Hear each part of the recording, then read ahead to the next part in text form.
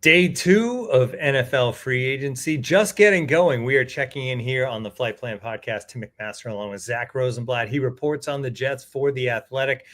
We are not really previewing day 2 as much as recapping the rest of day 1 because we did do a podcast yesterday after the Justin Fields signing. We also talked about a lot of the other players the Jets had re-signed on Sunday. Jets players who have moved on to other places, all of that. But then after we recorded, I don't want to use the word solidify. They changed their secondary, Zach. I guess that's maybe the term. I don't know if it's better, but it's different players, and we're going to get into that. Brandon Stephens from the Baltimore Ravens, and then they get Andre Cisco from Jacksonville. We'll get through those guys. We'll talk about Tony Adams too being tendered. Zach Wilson has a new home. Let's do it in chronological order here, Zach. Let's start with Brandon Stephens. 3 years, $36 million. He's 27-year-old. Actually wasn't great in 2024, but was good 2023, very good. Just kind of from what you've heard, checking in on different people and people inside the building and out with the Jets, what is the thinking behind Brandon Stephens? Yeah, that was a surprising one to me especially when you saw the numbers in that contract. I think it was something like $13 million a year for a guy coming off, I think what everybody would agree, both in Baltimore and out, was a bad year for him. We'll get into what I think about the contract part of it, but in terms of the player, the Jets needed a corner. He kind of fits the mold of what I've been preaching they need to sign, which is like younger guys with room to grow that have shown some potential, and he has all of those. He's athletic. The Jets clearly see some potential with him. They view him as a guy who should be their CB2. And I can touch on the contract now, frankly. Yes, it's a lot of money and it looks like an overpay right now, but if he lives up to the potential that the Jets see that he has or feel that he has, then that contract doesn't look so bad all of a sudden. $13 million for a starting corner is not that bad. I get the hesitation from fans and the anger or whatever, but they really valued this guy, and I don't know if they were bidding against other people or they needed to pay him that much, but they really wanted to get him clearly. And in order to get guys in free agency, you usually have to overpay. So I'm not as critical of the move itself as maybe they overpaid him, but they had the cap space to do it, and they value his youth and his athleticism. And I asked our Ravens writer because I didn't know a lot about him before. I think. What'd you say he ranked on the Athletics top 150? It was like 128, I think. 128 out of 150. Yeah. Here I'm going to read what Jeff Zrebic told me when I asked him about him, because he gave a really detailed scouting report to me. He said he's a tough eval. He played really well in 23, gave up some stuff, but he's been targeted a lot because teams tend to avoid Marlon Humphrey and Kyle Hamilton in coverage. When you're targeted a lot, you're going to give up numbers. In 23, he won more battles than he lost. Last year was a struggle. He gave up the second most receiving yards of football. I think it's like 800 yards. He's always in good position. He rarely gets beat cold. He runs really well. He has good feet. He can play physically. He just struggles to find the football. So his awareness has been his biggest problem. As he says here, you watch his tape from last year, there are many instances of being in good position, but not turning around in time, finding the ball, making a play on the ball. But he has nice tools, versatile, solid special teams guy, durable. Teammates love him. And he has some experience playing safety, so there's some versatility there. And I think the Jets want to run an offense that blitzes a lot more than they did under Jeff Ulbrich and Robert Saleh, which was almost none. And I think he's a good fit for that because he has the athleticism. He has done some blitzes with Baltimore. And, it plugs in their CB2. They have Michael Carter II. They have Sauce Gardner. So, and you have Quantez Stiggers you can develop as a depth piece. And, whether they bring back Isaiah Oliver still like that, you're feeling pretty good about the depth at minimum.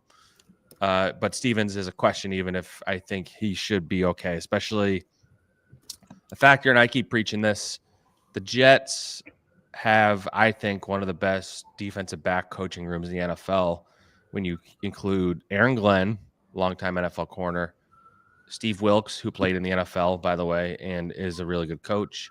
You have Chris Harris, who is viewed as a rising star and someone who's really good at coaching DBs, and he played in the NFL as well. And you have Dre Bly, who was a longtime NFL corner. So you're in an environment that is conducive to developing cornerbacks. So that's what the Jets are doing. They are banking on him, building on what he had in 23 and not as much last year. When I have some of his numbers here, PFF had him 78th overall among corners, kind of middle of the pack in run defense and tackling.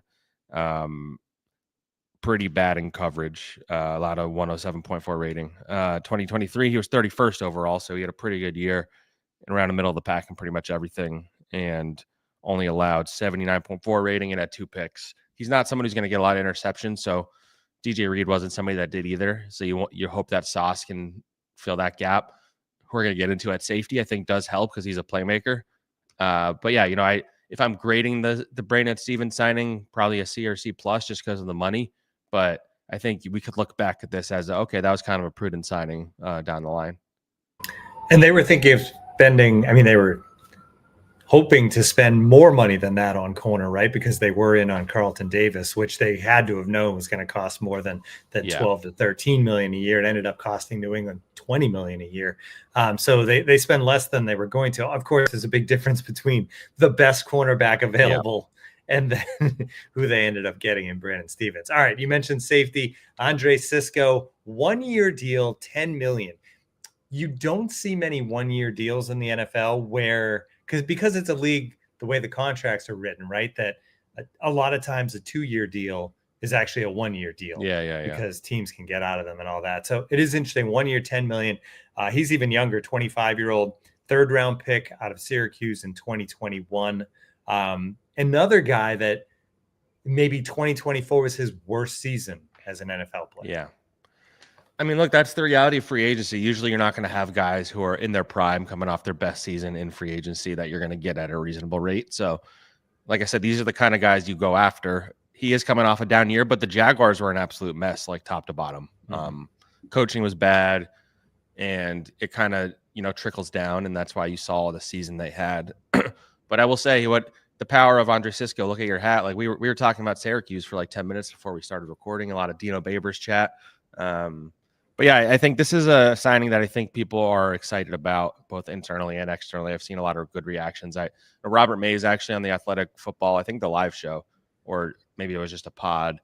He actually, everybody tuned into that. Yeah, it was 6-hour live stream yesterday. Amazing, maniacs. But he thought that Andre Cisco was a great fit for the Jets defense under Aaron Glenn and what they want to do. Ted Nguyen, who does a great job analyzing film for the Athletic, he also tweeted something about how he thinks that he's exactly what Aaron Glenn wants in his safeties. I've seen him compared to Kirby Joseph in terms of what he could do, and Joseph had like 9 or 10 picks for the Lions last year. We've been talking all offseason that they need to invest at safety and find playmakers and upgrade and guys that fit this defense better, because Brian Branch and Kirby Joseph were the guys in Detroit. And so anyway, so Cisco, he did have a down year. But historically, he's been a playmaker. I think he had 4 interceptions 2 years ago.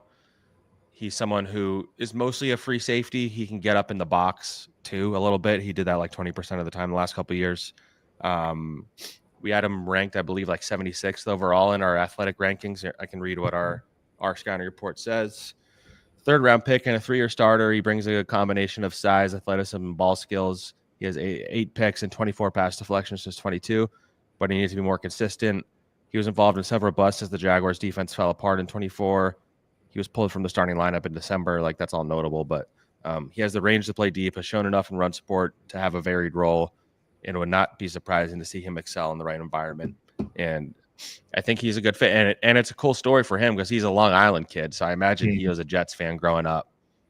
Or at least he's going to say he was. A lot of times these guys come here like, I was not a Giants fan. But I'm guessing he was a Jets fan from, I believe, West Huntington in Long Island for our Long Island listeners. So it's cool for him. He's 25, like I said. You're doing a prove-it type deal, so he's going to be highly motivated to have a really good year. I think he's like a better version of what they had with Chuck Clark last year is what I would say. And I'm intrigued by him. I still think they need to add another safety, whether it's in free agency or the draft. We'll get into one that's likely coming back next. But I feel better about him at safety than I did about their room last year where Chuck Clark was leading it. He was fine, but he was kind of coming off an injury, and past his prime a little bit. Tony Adams looks like he'll be back. Tendered a contract by the Jets this is like the secondary episode of Flight Plan. Yeah, I know. Yeah, revamping the secondary with the former corner as head coach. Yeah, Tony Adams got the right of first refusal tender as a restricted free agent, which I think is like $3 million.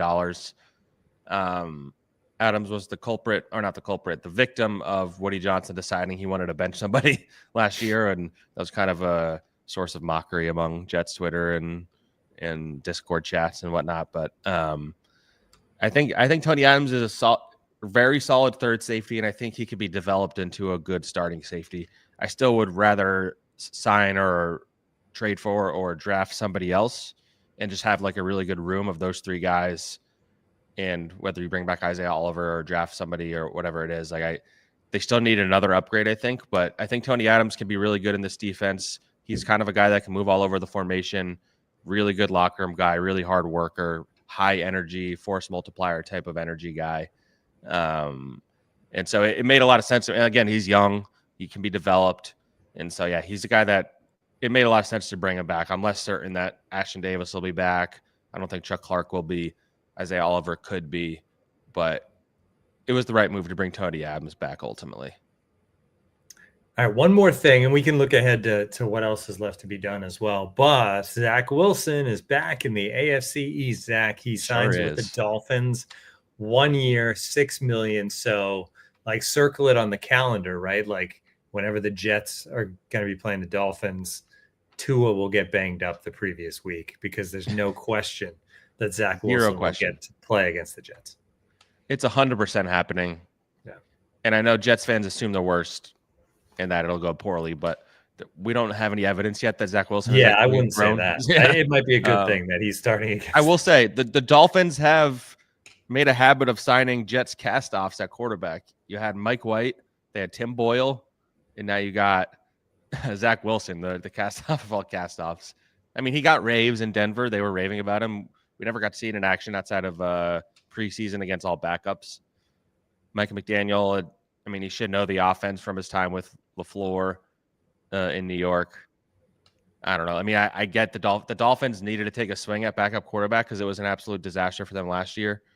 Zach Wilson, there is talent in his body, as we've talked about. I don't see him reaching his potential, but if he can be a solid number two for a team that needs a back, like that might be the most important number two job relative to like health expectations in the NFL. Like the Chiefs backup is the most important, and like Lamar Jackson's backup and like all those guys, and Josh Allen. But like for a team that like loses their quarterback a few times a year or for significant stretches, it's the most important one. So like we said, the decent odds that he has to play. I feel better about him than I did Tyler Huntley or Scoop Huntley or whatever. But yeah, I mean, it's funny because the last time I saw Zach Wilson was in the tunnels. Connor Hughes and I went down before the end of the late season Dolphins game in 23. And he had a concussion. I'm not going to do air quotes, but he all of a sudden disappeared the rest of the season as opposed to playing for the team the rest of the way. And now he's going to be playing there permanently. So it just seems like perfect. But I mean, good luck to him. I mean, he's away from the attention, away from the pressure of being a starter. And I think that, it's going to be interesting how it works. It's a good spot for him ultimately. They have some speed and talent around him and an okay offensive line.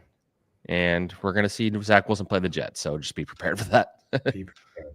All right. As today unfolds a little bit, what areas, obviously there's still a lot to be done on this roster. So what areas do you think they focus on now that they've obviously gotten the quarterback and solidified the secondary at this point, at least between now and the draft? Solidified the secondary. I think they need to sign at least one receiver, ideally two. I won't go too deep into names, but Tim Patrick is still on the board. Nick Westbrook, Ekine, and Demarcus Robinson are all like intriguing guys. They need a tackle, a right tackle. Maybe they go in the draft. I don't know. Matt Parrott re-signed with the Broncos. Defensive tackle will be on the list, and tight end, I would say, are all like the biggest ones. But I think tight end, especially with Justin Fields at quarterback, is extremely important now because it's going to be the safety valve for him. They're going to run a lot of like RPOs and play actions and things like that. And so him having a safety valve down there, someone who can block, is important. That's why I tweeted, Dallas Goedert's on the trade block. I'd be intrigued by him. He is 30, but he's a really good blocker. Michael Mayer from the Raiders is on the block. He's only 23. He's more of a project probably, but he fits into the mold of the kind of players they're looking for. And Tyler Conklin's still out there as of this recording. And like I said, like I tweeted, if they don't go and get a tight end in free agency, we're in the Tyler Warren zone. And if not Tyler Warren, like this is a really, really good tight end draft class too. Colston Loveland, and there's a couple other ones that are good. So maybe we'll get Dan Brugler or Connor Rogers on soon, talk some draft stuff. But tight end is, I think, the number one need in my mind. That and defensive tackle. They need receivers, but you at least have Garrett Wilson. They absolutely need more receivers, but they really need a tight end for Justin Fields in my mind. All right, we'll see what goes on. We'll be back if some significant signings happen today, a little bit later in the day. We'll let's space these out a little bit. But the idea is to be with you throughout the week for these shorter versions of the show. 16 minutes. We still get to 16 minutes here, Zach. Not bad. All right. Thank you, everybody, for tuning in for the morning edition. We love the flight plan with some coffee, and we'll talk to everybody a little bit later.